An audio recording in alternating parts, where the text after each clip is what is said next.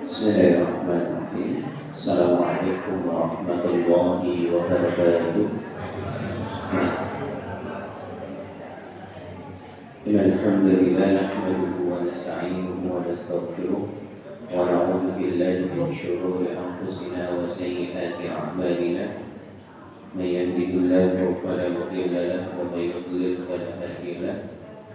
Asyhadu an la ilaha illallah wahdahu la syarika lahu وأشهد أن محمدا عبده ورسوله اللهم صل وسلم وبارك على نبينا محمد وعلى آله وأصحابه ومن تبعهم بإحسان إلى يوم الدين اللهم انفعنا بما علمتنا وعلمنا ما ينفعنا اللهم آت نفوسنا تقواها وزكها أنت خير من زكاها أنت وليها ومولاها اللهم إنا نسألك علما نافعا ورزقا طيبا وعملا متقبلا آمين يا رب العالمين.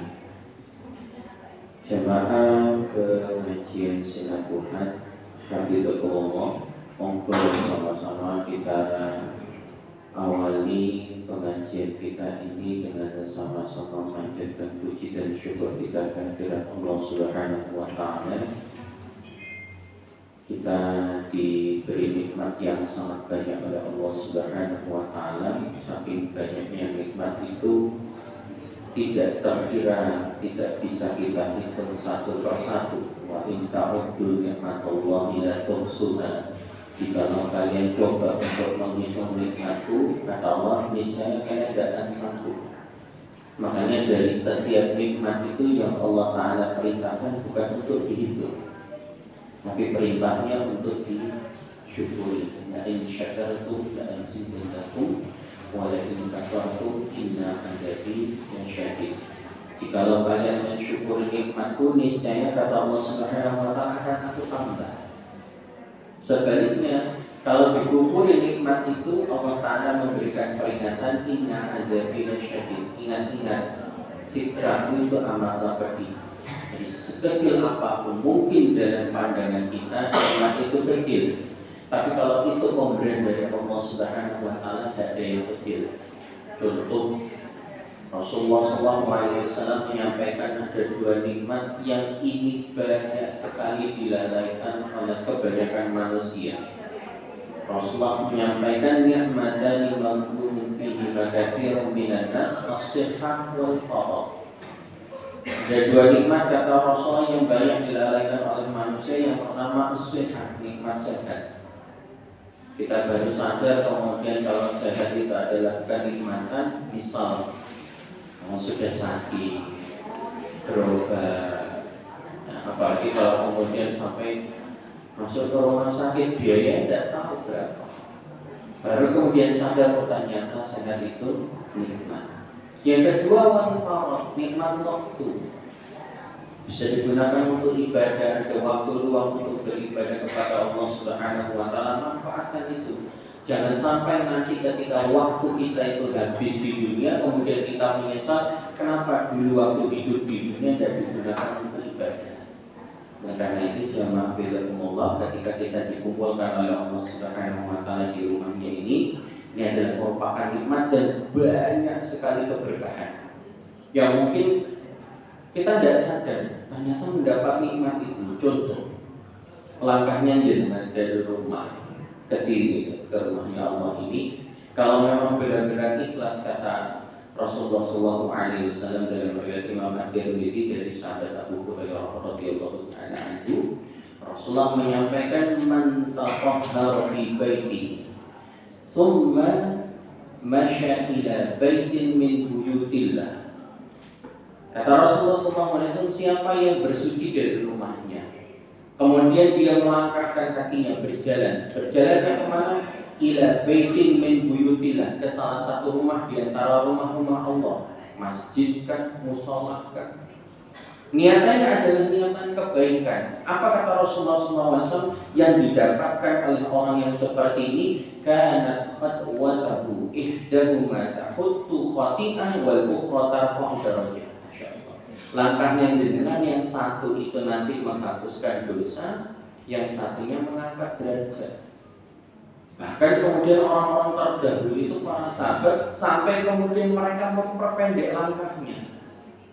Biar apa? Biar dapat tambahan dosa-dosanya yang dihapus semakin banyak, nanti kemuliaannya semakin diangkat oleh Allah Subhanahu wa taala. Itu baru jalannya saja sudah barokah. Belum lagi kemudian duduknya. Kalau dari rumah memang benar-benar niat karena Allah Subhanahu wa taala, thalabul ilmi, menuntut ilmu. Dalam riwayat Imam At-Tirmidzi, Rasulullah sampaikan, man kharaja fi talabil ilmi fa huwa fi sabilillah hatta yarji'a. Siapa yang keluar dari rumahnya tujuannya adalah untuk menuntut ilmu, fa huwa fi sabilillah, maka dia seperti berjihad di jalan Allah. Tahu dulu enggak tahu berangkat jihad, ternyata ada jihad yang Rasulullah sampaikan jihadnya itu dengan pena, dengan belajar, menuntut ilmu. Dihitung sebagai orang yang berjihad hatta dia sampai nanti dia balik lagi ke rumahnya. Jadi tidak main-main amalan yang namanya ngaji. Pahalanya itu sangat besar. Jalannya saja itu sudah menghapus dosa, mengangkat derajat. Duduknya itu dinilai sebagai orang yang jihad. Misalkan sewaktu-waktu, misalkan tengah jalan ternyata qadarullah Allah Ta'ala cabut nyawanya, berarti meninggalnya dalam keadaan mati syahid. Oleh karena itu jamaah fillah, mudah-mudahan Allah Subhanahu wa taala rahmati dan berkahi apa yang kita ikhtiarkan ini, dan kita mohon kepada Allah Subhanahu wa taala mudah-mudahan apa yang kita lakukan ini diberkahi oleh Allah Subhanahu wa taala, menjadi penghapus dosa-dosa kita, memberatkan timbangan kebaikan kita nanti di akhirat. Kalaupun dihisab oleh Allah Subhanahu wa taala, kita dihisab dengan hisab yang mudah, dan kemudian mudah-mudahan Allah Ta'ala jauhkan kita dari siksa api neraka. Dan sebagaimana pagi ini Allah Ta'ala kumpulkan di rumahnya, mudah-mudahan Allah Subhanahu wa taala akan mengumpulkan kita semuanya ke dalam surganya. Amin ya rabbal alamin. Jamaah hafizakumullah, tema yang insyaallah akan kita bahas di pagi hari ini adalah tentang rindu kepada Rasulullah SAW. Ada istilah di negeri kita itu, tak kenal maka tak sayang, tak sayang maka tak cinta, tak cinta bagaimana kemudian akan rindu. Orang rindu kepada Rasul itu harus cinta dulu. Bagaimana bapak-bapak yang kerja, pulang kerja itu anak-anaknya sudah nunggu. Kenapa? Saking rindunya. Datang buka pintu disambut ayah. Istrinya nunggu di rumah, menyiapkan masakan. Itu karena bukti rindunya. Nah, rindunya ini diawali dari cinta. Nah, kita ini ngaku umatnya Nabi Muhammad SAW. Pertanyaannya, apakah kemudian kita ini benar-benar cinta kepada Rasulullah? Kalau memang kita cinta kepada Rasulullah SAW, sejauh mana kenalnya kita kepada Rasulullah SAW? Dijawab masing-masing saja. Misal kalau kami tanya, sudah menghatamkan kitab apa yang terkait dengan perjalanan hidupnya Rasulullah? Jawab saja. Ada kitab apa yang sudah pernah dihatamkan? Sirahnya Rasulullah. Macam-macam. Buku tentang perjalanan hidup Rasul itu banyak sekali. Contoh yang paling gampang, pada buku judulnya Rahiqul Maktum, ditulis oleh Syekh Safi Rahman Al-Mubarakuri, sudah diterjemahkan ke dalam bahasa Indonesia. Sudah pernah dihatamkan belum? Itu menjelaskan, menceritakan tentang kisah perjalanannya Rasulullah SAW mulai sebelum akhir sampai kemudian beliau wafat. Kalau kemudian kita cinta kepada Rasulullah SAW, kita akan mempelajari, saya ini cinta sama Rasulullah, ingin tahu bagaimana sih kehidupannya Rasulullah. Itu kalau dari sisi kita. Apakah kemudian Rasulullah itu tidak rindu kepada kita? Dengan kalau kagungan nanti ada Riyadhus Shalihin di bab yang terakhir itu nanti akan ketemu ada riwayat dari Imam Al-Bukhari ketika Rasulullah itu sedang khutbah. tiba-tiba kemudian ada suara seperti mithlu aswatil isyari, seperti ada suara unta yang mau melahirkan. Ngerini, unta ngerini itu mau melahirkan, itu kedengaran sama sahabat. Ternyata didengar nggak ada suara unta di sini, tapi kedengaran jelas. Ternyata setelah didekati, ternyata suara itu berasal dari pokok pohon kurma. Karena dulu masih Nabawi tidak seperti sekarang. Cagaknya itu ya pokoknya pohon kurma. Nah biasanya dulu Rasulullah kalau mau khutbah itu sandar kepada pokok pohon kurma itu. Setelah kemudian para sahabat membuatkan mimbar khusus untuk Rasulullah berkhutbah dan menyampaikan nasihat, pangkal pokok pohon kurma ini ditinggalkan, sudah tidak dipakai. Kemudian kedengaran ada suara nangis. Kemudian didekati oleh Rasulullah SAW, bahwa doanya dan mu'alaihi. Kemudian Rasulullah letakkan tangannya itu, suaranya itu kemudian hilang. Pohon saja itu rindu kepada Rasulullah. Anas bin Malik radhiyallahu taala anhu menyampaikan ketika Rasulullah SAW hijrah dari Mekah ke Madinah, pertama kali beliau masuk, Anas menyampaikan bahwa fihi Rasulullah SAW al-Madinata adha minha kullu syai'. Ketika Rasulullah masuk pertama kali ke kota Madinah itu, rasanya Madinah itu terang benderang. Tapi sebaliknya, falamma kana al-yawmul ladzi mata fihi adlama minha kull syai'. Tapi ketika Rasulullah SAW sudah meninggal dunia, Madinah itu rasanya gelap semuanya. Itu yang pernah ketemu dengan Rasulullah SAW. Rasul rindu. Saking rindunya dengan umatnya, satu hari Rasulullah itu pernah mengantarkan jenazah ke pemakaman. Kemudian beliau mengucapkan salam, assalamualaikum daral qaumil mu'minin wa inna insyaallah bikum lahiqun. Mengucapkan salam kepada penghuni kubur. Kemudian Rasulullah mengatakan kepada para sahabat, wajibtu anna qad ra'ayna ikhwanana. Aku ini rindu sekali dengan saudara. Sahabat yang dengar itu dalam riwayat Imam Muslim adalah sahabat Abu Bakar.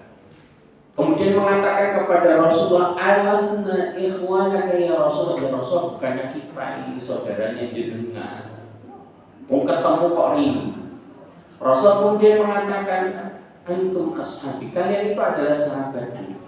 Ikhwani, saudaraku itu kata Rasulullah SAW, humul ladzina yu'minuna bi wa lam yarawni. Mereka adalah orang-orang yang beriman kepadaku sekalipun belum pernah melihat. Jangankan ketemu secara langsung, dalam mimpi saja misalkan belum pernah ketemu, tapi beriman kepada Rasulullah SAW, itu yang dirindukan oleh Rasulullah SAW. Saking rindunya Rasulullah SAW dengan umatnya ini, nanti dalam perjalanan di akhirat ini, fasenya panjang sekali. Ada fase yang namanya fase al-haud. Rasul itu diberikan oleh Allah Subhanahu wa taala satu telaga. Yang telaga ini sifat airnya adalah arha minal misik, lebih wangi dari misik. Kemudian rasanya lebih manis dari madu, dan warnanya abyadu minas salj, lebih putih dari salju. Yang meminumnya dari air itu lam yatma abadan, tidak akan pernah merasakan haus lagi selama-lamanya. Jumlah cangkir yang disiapkan ada dilujuni sama sejumlah hitungan bintang yang ada di langit.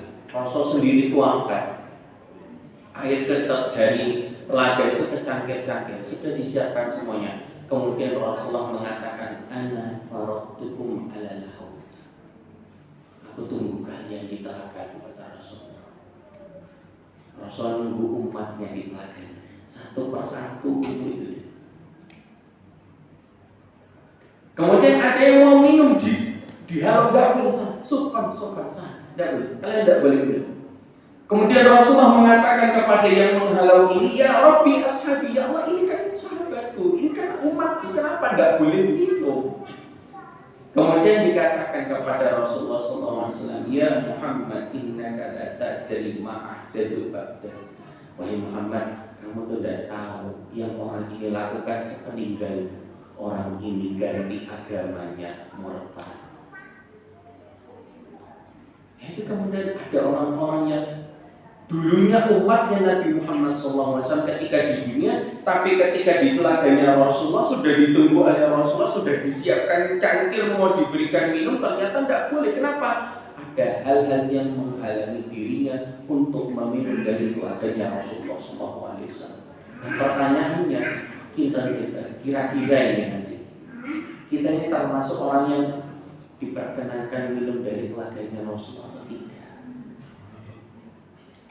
Mudah-mudahan kita nanti termasuk orang yang diizinkan oleh Allah Subhanahu wa taala bisa minum dari telaganya Rasulullah SAW. Amin ya rabbal alamin. Jamaah hafizakumullah. Ketika seseorang itu sudah mengikrarkan dua kalimat syahadat, ada syahadat tauhid, ada syahadat rasul. Asyhadu an la ilaha illallah, syahadat tauhid, menafikan segala bentuk sesembahan dan hanya menyembah Allah Subhanahu wa taala saja. Berdoanya, mintanya hanya kepada Allah Subhanahu wa taala saja. Ibadah-ibadah yang dilakukan diniatkan hanya untuk Allah Subhanahu wa taala saja. Konsekuensi kalau sudah mengikrarkan asyhadu alla ilaha illallah. Kalau dia sudah mengucapkan wa asyhadu anna Muhammadar Rasulullah, dan saya bersaksi bahwasanya Nabi Muhammad SAW itu adalah utusannya Allah Subhanahu wa taala, juga sama ada konsekuensinya. Apa saja konsekuensinya? Kalau kemudian kita bahas seluruhnya, kayaknya waktu 1 jam itu kurang. Insya Allah nanti bisa dibahas di pertemuan yang lain dengan pesan-pesan yang lain. Tapi kami sampaikan ada beberapa. Ini kami bawakan kitab dulu waktu di pondok. Judul kitabnya itu Minhajul Muslim, cara hidupnya orang Islam. Yang menulisnya adalah Syekh Abu Bakar Jabir Al-Jaziri rahimahullah ta'ala. Ini seorang ulama di Madinah, pengajar di Masjid Nabawi, tapi sudah meninggal dunia sekitar tahun 2019 atau 2020 kemarin sudah meninggal dunia. Beliau menyampaikan ada bab tentang al-adabu ma'a Rasulillah sallallahu alaihi wasallam, bagaimana cara beradab kepada Rasulullah sallallahu alaihi wasallam. Di antaranya beliau menyampaikan cara beradab kepada Rasulullah sallallahu alaihi wasallam adalah alla yuqdama ala hubbihi wa tawqirihi wa ta'dhimihi, yaitu dengan cara mendahulukan cinta kepada Rasulullah sallallahu alaihi wasallam, memuliakannya dan mengagungkan Rasulullah sallallahu alaihi wasallam. Nomor 1, supaya nanti bisa bertemu dengan Rasulullah sallallahu alaihi wasallam, kita itu harus punya bekal cinta kepada Rasulullah sallallahu alaihi wasallam. Karena tidak akan mungkin ketemu orang yang saling membenci, tidak akan ketemu. Ya dengan tukaran musuhan dengan seseorang, kepingin ketemu. Kalau bisa cari jalan yang lain, wong itu nyisil. Nah, ada papasan ambil wong itu, tak belain mutar kok. Kenapa? Karena nggak suka. Tapi kalau suka, kalau cinta, jangankan ketemu, ada di mana dia juga dicari. Cinta itu. Ya dengan misalkan favorit dengan satu ustaz, misal saja. Kami biasanya menggunakan PKJ Baudin bersalin Gus Bahar. Kalau misalkan datang ke Sidoarjo, kalau dia Gus Bahar ditunggu sebelum dia datang. Kenapa? Rindu cinta. Nah demikian juga umatnya Rasulullah SAW itu kalau mau ketemu dengan Rasulullah SAW juga harus punya bekal. Bekalnya apa? Cinta kepada Rasulullah SAW. Mana dalilnya? Satu hari Rasulullah SAW itu pernah kedatangan ada seorang laki-laki. Dalam riwayat yang lain itu laki-laki dia adalah seorang Arab Badui. Dalam riwayat Imam Al-Bukhari dan juga riwayat Imam Muslim dari sahabat Anas bin Malik radhiyallahu ta'ala anhu, laki-laki ini bertanya kepada Rasulullah SAW, "Ya Rasulullah, mata sa'ah?"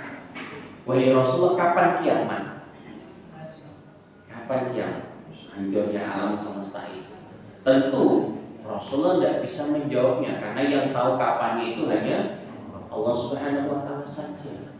Dan tidak boleh meramalkan kiamat itu tanggal sekian, bulan sekian, tahun sekian. Karena dulu kan ada pernah ramalan-ramalan kayak gitu. Dulu zaman kami masih SMP itu ada berita kiamat itu bakalan terjadi tanggal 9, bulan 9, tahun 99, jamnya jam 9. Itu sebagian besar pasar itu tutup. Ada yang percaya kayak gitu, ternyata ditunggu-tunggu. Oh gak jadi, diundur aja. Ada lagi kemudian coba meramalkannya sampai dibuatkan film.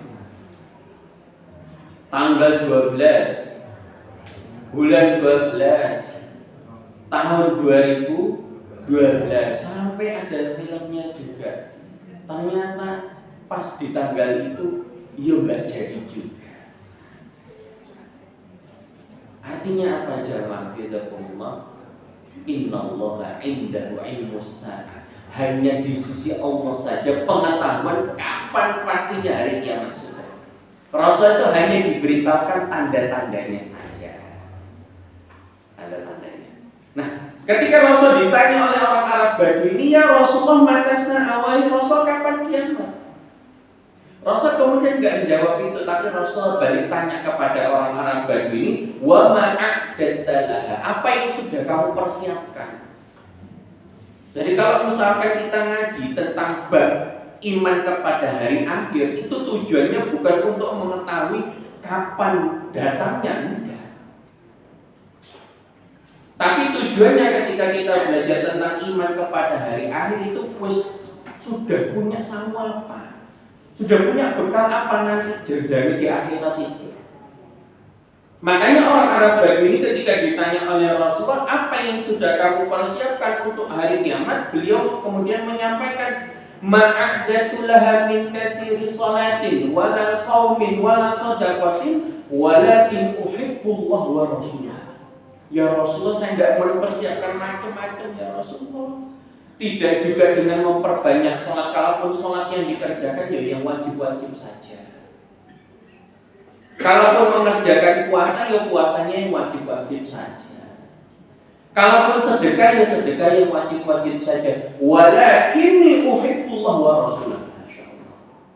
Tapi orang Arab Badui kemudian menyampaikan, yang aku benar-benar persiapkan untuk hari kiamat nanti adalah bekal cintaku kepada Allah dan Rasulnya. Itu sahabat yang hadir itu nggak ngira kalau orang Arab Badui bisa jawab kayak gitu. Kemudian Rasulullah mengatakan, "Anta ma'aman ahbabta." Kamu nanti di akhirat akan dikumpulkan dengan siapa yang kamu cintai waktu di dunia. Kalau di dunia cinta kepada Rasulullah SAW, ya nanti di akhirat akan dikumpulkan bersama Rasulullah SAW. Amalan yang namanya cinta kepada Rasulullah SAW. Tapi kemudian jamaah fidakumullah, yang namanya cinta itu kan bukan cuma sekedar di lisan saja. Bapak-bapak misalkan ngomong sama ibu-ibunya yang di atas itu, aku tresno pol, saya cinta banget sama ibu-ibu, sama ibu guys. Ngomong setiap hari, cinta sama ibu, cinta sama ibu, gak ada lagi yang tak cintai selain dirimu ibu. Misalkan kayak gitu. Sampai kemudian dengan bapak-bapak keluar. Sebelum keluar, ibunya ini pesan, "Nanti pulang jolali, tunggu terang bulan." Dipesan itu kok. Sampai ternyata jenengan pulang Pak, pulang lupa gak nyanyi bulan. Kira-kira ibunya itu masih percaya enggak? Ngomong pres. Karena kembali lagi yang namanya cinta itu bukan cuma sekedar kata-kata. Mau jenengan buat puisi sak bendelnya, tapi kalau kemudian nggak ada pembuktiannya ya sudah.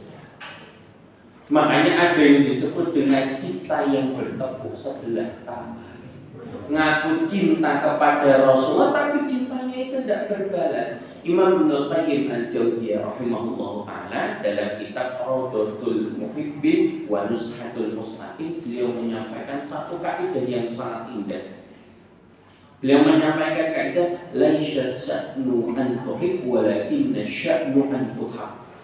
Yang jadi masalahnya itu bukan seberapa besar kamu cinta, tapi yang jadi masalahnya apakah cintamu itu berbalas.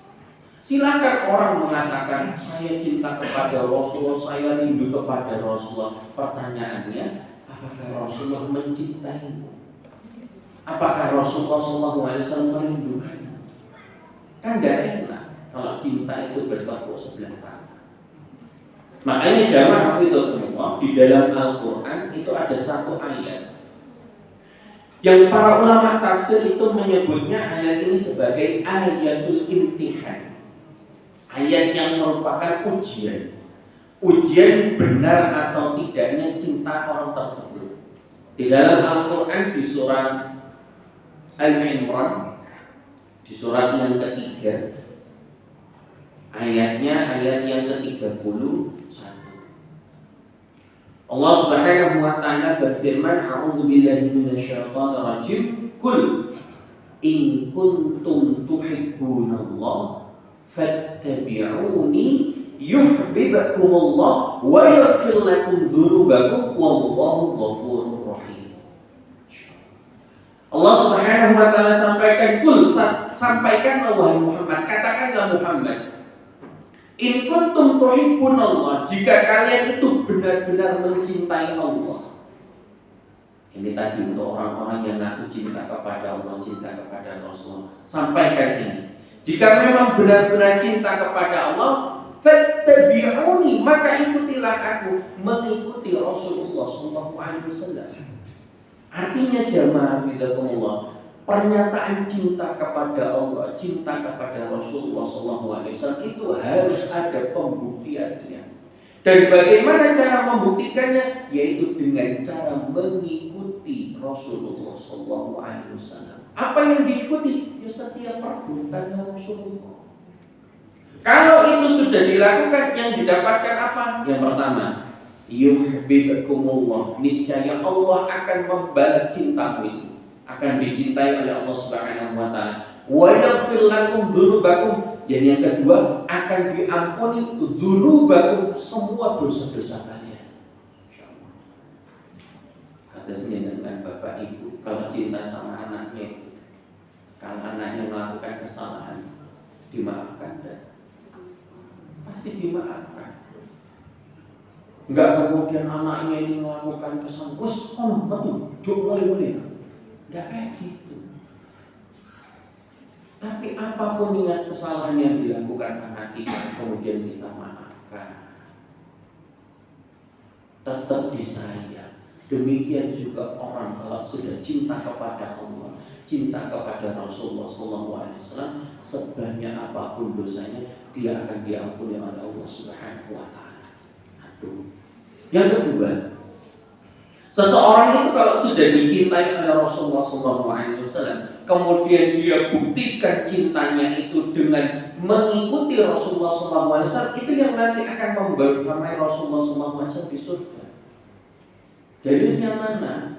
Di antaranya Rasulullah SAW menyampaikan dalam hadis yang diriwayatkan oleh Imam At-Tirmidzi di Sahihnya dalam Kitabul Ilm, Rasulullah SAW bersabda, man ahya sunnati, siapa saja yang menghidupkan sunnahku.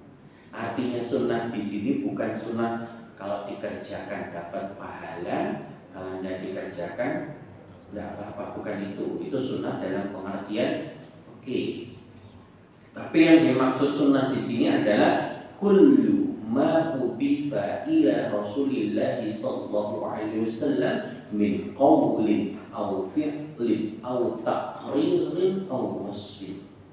Jadi apapun yang disandarkan kepada Rasulullah sallallahu alaihi wasallam, baik itu berupa perkataan ataupun perbuatan ataupun ikrannya ataupun sifat-sifatnya Rasulullah, itu yang disebut dengan sunnah. Kita meniru bagaimana sih apa yang dikatakan oleh Rasulullah SAW. Contoh, Rasulullah memerintahkan kepada kita, tabassamuka fi wajhi akhika shadaqah, senyumlah kepada saudaramu karena senyummu kepada saudaramu itu adalah sedekah. Kita praktekkan apa yang dikatakan oleh Rasulullah, itu namanya mengerjakan sunnah. Apa yang dilakukan oleh Rasulullah SAW? Contoh, Rasulullah perintahkan shollu kama ra'aitumuni usolli, sholatlah kalian sebagaimana kalian melihat aku sholat. Kemudian kita belajar bagaimana sih cara sholatnya Rasul, kemudian dipraktekkan, itu namanya sunnah. Termasuk juga sifat-sifatnya Rasulullah SAW, kalau kita lakukan, itu namanya ihya'us sunnah, menghidupkan sunnah. Nah, Rasulullah sampaikan, man ahya sunnati, siapa saja yang menghidupkan sunnah-sunnahku, faqad ahabbani, maka sungguh dia benar-benar mencintaiku. Jadi pembuktian cinta itu dengan cara mengikuti Rasulullah SAW. Kalau dia sudah benar-benar mencintaiku, kata Rasulullah, wa man ahabbani kana ma'i fil jannah, dan siapa yang benar-benar mencintaiku maka akan membersamaiku di surga. Jadi masuk surganya itu dengan berkat cinta kepada Rasulullah SAW yang dia buktikan dengan mencontoh perilakunya Rasulullah SAW. Satu hari Umar bin Khattab radhiyallahu ta'ala anhu itu pernah menyampaikan kepada Rasulullah, ya Rasulullah, la anta ahabbu ilayya min kulli syai' illa min nafsi. Wahai Rasulullah, sesungguhnya engkau itu paling aku cintai dari apapun kecuali dari diriku. Jadi Umar itu masih menyisakan dia lebih cinta kepada dirinya sendiri daripada Rasulullah. Kemudian Rasulullah sampaikan, masih belum sempurna wahai Umar. Walladzi nafsi biyadi hatta akuna ahabba ilaika min nafsi. Sampai engkau mencintai diriku wahai Umar lebih daripada dirimu. Makanya jamaah hafizahullah, sempurnanya amalan yang namanya cinta kepada Rasulullah SAW adalah ketika kita meletakkan cinta kepada Rasulullah SAW itu lebih daripada cinta kepada diri kita sendiri. Rasulullah menyampaikan demikian, salatul man kunna wajada bihinna halawatul iman. Ada 3 hal, tapi kami sampaikan satu. Yang kalau ini ada dalam diri seseorang, dia akan merasakan halawatul iman, manisnya iman. Ternyata iman itu ada rasanya. Kalau dia benar imannya, dia akan merasakan manisnya iman. Apa diantaranya? Rasulullah kemudian menyampaikan, ayyakunallahu wa rasuluhu ahabbu ilaihi mimma siwahuma. Ketika seseorang itu menjadikan Allah dan Rasulnya lebih dia cintai daripada apapun. Yang satu, kalau kita rindu kepada Rasulullah, kita wujudkan kerinduan itu dengan cara mengerjakan sunnah-sunnah Rasulullah SAW. Dan itu diantara makna dari firman Allah Subhanahu wa Ta'ala di surat Al-Ahzab di ayat ke-21, laqad kana lakum fi Rasulillahi uswatun hasanah. Nah, kami sampaikan satu amalan. Amalan ini langsung dari Rasulullah, yaitu adab ketika seseorang itu bersih, wahimim. Ini terjadi kepada seorang ulama namanya Sulaiman Al-Sijistani. Ini juga disampaikan kisahnya oleh Imam Ibnu Hajar Al-Asqalani dalam Fathul Barinya. Satu hari Sulaiman Al-Sijistani ini pernah melakukan safar, kemudian naik perahu. Cukup besar perahunya, menampung ada beberapa orang. Ketika melewati satu sungai itu Sulaiman Al-Sijistani melihat ada orang di pinggir sungai itu bersin. Jebres, dia kemudian katakan Alhamdulillah. Akhirnya kan gitu. Kalau bersin mengucapkan Alhamdulillah. Sulaiman Al-Sijistani ini yang ada di perahu, dengar orang ini katakan Alhamdulillah. Adabnya kalau ada orang bersin kemudian mengucapkan Alhamdulillah, kita yang dengar ucapkan ya Allah. Mungkin kalau kita yang di posisinya Sulaiman Al-Sijistani, dia sudah bengok air teko kapal, ya Allah. Tapi yang dilakukan oleh Sulaiman Al-Sijistani, atau lebih dikenal dengan nama Abu Dawud itu, dia minta kepada nahkoda kapalnya, tolong pinggirkan kapalnya ini sebentar. Nahkodanya tidak mau, kenapa? Karena penumpang yang lain kan butuh segera sampai ke tempat tujuannya. Diminta lagi, tolong pinggirkan kapal ini sebentar, tak tambahi ongkosnya. Akhirnya ditambahkan dengan 2 dirham. 2 dirham itu, pindah tarik Pak, 2 dirham itu. 1 dirham itu 4/4 gram perak.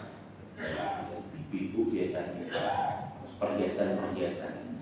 Katakan kalau 1 gram, 1 dirham itu sekitar 500 sampai 1 juta lah, 500.000 sampai 1 juta. Berarti kalau 2 dirham itu sekitar 2 jutaan. Tambah ongkosnya 2 dirham. Akhirnya dipinggirkanlah kapal itu. Abu Dawud ini atau Sulaiman Al-Sijistani, dia turun menemui orang yang tadi bersin itu. Kemudian ketemu, cukup mengatakan ya rahmatullah, semoga Allah merahmatimu. Kemudian dibalas lagi orang yang tadi bersin, didoakan yahdihumullah wa yuslihu balakum. Itu dilihat sama orang-orang di kapal itu. Dilihat, ya sudah selesai, naik lagi Abu Dawud ini, naik ke kapal, kemudian ditanya, hanya untuk urusan ini toh, hanya untuk urusan ini saja kamu rela bayar 2 dirham. Abu Dawud kemudian menyampaikan, untuk urusan ini saja, tidak ada yang lain. Loh, kenapa kok sampai rela bayar 2 dirham? Beliau kemudian menyampaikan, la'allahu an yakuna min mujibid da'wah. Aku berharap doanya orang yang tadi itu, doa orang tadi itu termasuk doa yang diijabah oleh Allah Subhanahu wa Ta'ala, mengamalkan sunnah Rasulullah SAW. Sudah sampai kemudian lanjut perjalanannya, pada ternyata malam hari semua penumpang itu dijadikan tertidur oleh Allah Subhanahu wa Ta'ala. Kemudian dalam tidurnya itu seluruh penumpangnya itu bermimpi dengan mimpi yang sama. Mimpinya ada suara bahwasanya Abu Dawud Sulaiman Al-Sijistani itu mendapatkan surga dengan 2 dirham yang tadi dia keluarkan untuk menjawab bersinnya seseorang, untuk menghidupkan sunnah tadi itu.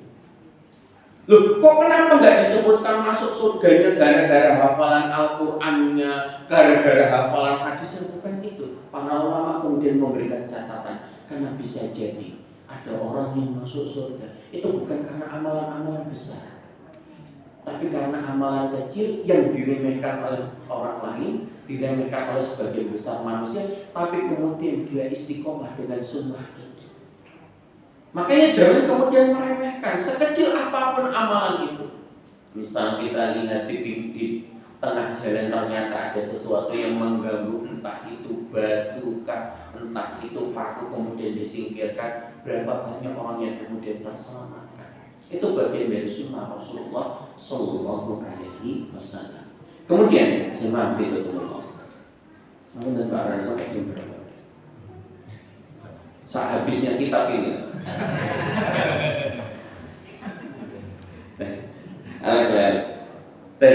Yang berikutnya, seseorang itu kalau sudah cinta kepada Rasulullah SAW, yaitu diantaranya adalah senantiasa menyebut namanya. Jadi kalau rindu kepada Rasulullah SAW, dia wujudkan rindunya itu dengan cara menyebut nama Rasulullah SAW. Bagaimana caranya? Di dalam Al-Quran, di surat Al-Ahzab, di ayat yang ke-56, insyaallah Bapak-bapak sering dengar ayat ini kalau Jumat tadi. Allah Subhanahu wa taala berfirman, "Innallaha wa malaikatahu yusholluna 'alan nabi ya ayyuhalladzina amanu shallu 'alaihi wa sallimu taslima." Innallaha, sesungguhnya Allah, wa malaikatahu, dan para malaikatnya, yusholluna 'alan nabi, bersolawat kepada Nabi Muhammad SAW, memuliakan dan mengagungkan Rasulullah SAW. Dan Allah perintahkan, ya ayyuhalladzina amanu, wahai orang-orang yang mengaku beriman, shollu, bersolawatlah kalian, wa sallimu taslima, dan ucapkanlah keselamatan, salam penghormatan kepada Rasulullah SAW. Ketika ayat ini turun, jamaah fitrullah, dalam tafsir Imam Al-Qasir diantaranya ada dialog antara sahabat Ka'ab ibn Ujrah dengan Rasulullah SAW.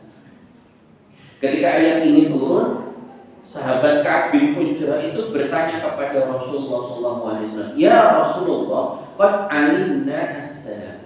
Wahai Rasul, kalau mengucapkan salam kepadamu, kepada jenengan, kita ini sudah tahu. Wa kaifa sholatu 'alaika, dan bagaimana cara kami bersolawat kepadamu. Kemudian Rasulullah SAW mengajarkan, kul, ucapkanlah, Allahumma salli ala Muhammad wa ala ali Muhammad kama sallaita ala Ibrahim wa ala ali Ibrahim innaka Hamidum Majid, wa barik ala Muhammad wa ala ali Muhammad kama barakta ala Ibrahim wa ala ali Ibrahim innaka Hamidum Majid, yang kita kenal dengan nama sholawat Ibrahimiyah yang kita pakai dalam tasyahud di sholat kita. Kalau rindu dengan Rasulullah SAW, perbanyak sholawat itu. Allahumma sholli ala Muhammad wa ala ali Muhammad kama shallaita ala Ibrahim wa ala ali Ibrahim innaka Hamidum Majid, wa barik ala Muhammad wa ala ali Muhammad kama barakta ala Ibrahim wa ala ali Ibrahim innaka Hamidum Majid. Karena sholawat itu nanti akan tersambung kepada Rasulullah SAW. Apalagi kemudian sholawatnya itu dilakukan di hari Jumat. Rasulullah SAW menyampaikan dalam riwayat Imam Al-Baihaqi dari sahabat Anas bin Malik radhiyallahu taala anhu, "Aktsirus sholata 'alayya yaumal jumu'ati wa lailatal jum'ah." Perbanyaklah kalian bersolawat kepadaku, kata Rasulullah, terkhususnya adalah di hari Jumat ataupun di malam Jumatnya. Perbanyak bersolawat. Bukan berarti kalau kayak gitu di hari-hari yang lain tidak boleh, boleh silakan. Tapi nilainya lebih khusus kalau dikerjakan di hari Jumat dan di malam Jumat. Kenapa? Faman shalla 'alayya sholatan sallallahu alaihi asyran. Barang siapa yang bersolawat kepadaku, kata Rasulullah SAW, satu kali, maka Allah akan membalas sholawatnya itu dengan 10 kali lipat. Rindu kepada Rasulullah SAW, perbanyak bersolawat kepada Rasulullah, menghidupkan sunnah-sunnahnya, mempelajari kisah kehidupannya. Dan kemudian berdoa minta kepada Allah Subhanahu wa taala supaya dianugerahi juga cinta kepada Rasulullah SAW. Ada sebuah doa dalam riwayat Imam At-Tirmidzi dari sahabat Abdullah bin Mas'ud radhiyallahu taala anhu, ini kami jadikan penutup. Doa memohon agar dianugerahi cinta kepada Allah dan juga cinta orang-orang yang mencintai Allah Subhanahu wa taala dan juga Rasulnya. Dengan bisa hafalkan. Doanya adalah, Allahumma inni as'aluka hubbak wa hubba man yuhibbuk wa hubba amali yuqarribu ila hubbik. Allahumma ya Allah, inni as'aluka hubbak. Aku mohon berikanlah kepadaku cinta kepadamu ya Allah. Minta agar dianugerahi cinta kepada Allah Subhanahu wa taala. Wa hubba man yuhibbuk, dan juga cinta orang-orang yang mencintai. Wa hubba amalin yuqarribu ila hubbik, dan juga cinta dengan amalan-amalan yang mendekatkanku kepada. minta kepada Allah Subhanahu wa taala agar dianugerahi cinta kepadanya, cinta kepada juga Rasulullah SAW, dan juga orang-orang yang mencintai Allah dan mencintai Rasulullah, serta amalan-amalan yang mendekatkan cinta kepada Allah dan juga Rasulullah SAW. Wallahu a'lam bishawab. Mudah-mudahan bermanfaat. Mudah-mudahan apa yang kita pelajari di pagi hari ini menjadi ilmu yang bermanfaat bagi kita semuanya, baik di dunia maupun di akhirat. Dan sebagaimana janji dari Rasulullah SAW untuk orang-orang yang hadir dan menuntut ilmu, man salaka tariqan yaltamisu fihi ilman sahhalallahu lahu tariqan ilal jannah. Barang siapa yang berusaha menuntut ilmu, maka Allah Subhanahu wa taala akan ganti semuanya itu, semua usaha itu, baik waktu, tenaga, pikiran, biaya, dengan apa? Sahhalallahu lahu tariqan ilal jannah, akan diberikan kemudian perjalanan yang menuju surga yang Allah Subhanahu wa taala. Allahumma a'lam bishawab. Mudah-mudahan bermanfaat. Kita akhiri dengan doa kafaratul majelis. Subhanallahumma wa bihamdik, asyhadu an la ilaha illa anta, astaghfiruka wa atubu ilaik. Wa sallallahu ala nabiyyina Muhammadin wa ala alihi wa ashabihi ajma'in. Wassalamu alaikum warahmatullahi wabarakatuh.